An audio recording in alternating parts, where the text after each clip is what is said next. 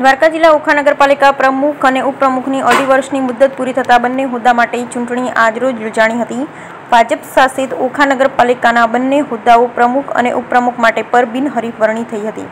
ઓખા નગરપાલિકામાં 4 ગામ આરંભડા, બેટ દ્વારકા, સુરજ કરાડી અને ઓખાનો સમાવેશ થાય છે, જેમાં કુલ 9 વોર્ડના કુલ 36 સભ્યો છે, જેમાંથી ભાજપના 34 અને કોંગ્રેસના 2 સભ્યો છે।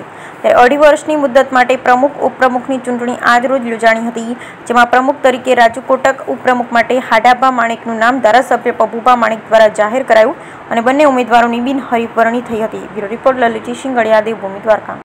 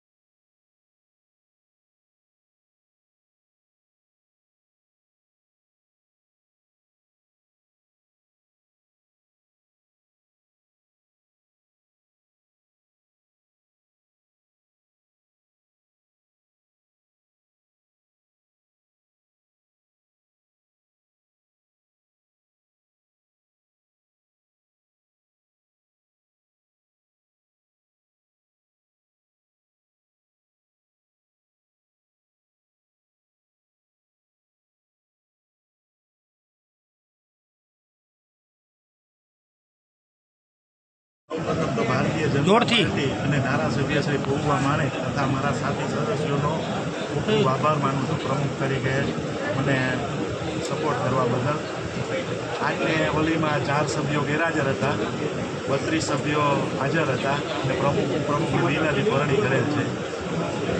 હાલમાં જે ઓખા નગરપાલિકાના કોઈ જે કામ પેન્ડિંગ હોય અથવા તો જે વિકાસના કામો કર્યો તો એ શું કહેશો આપ?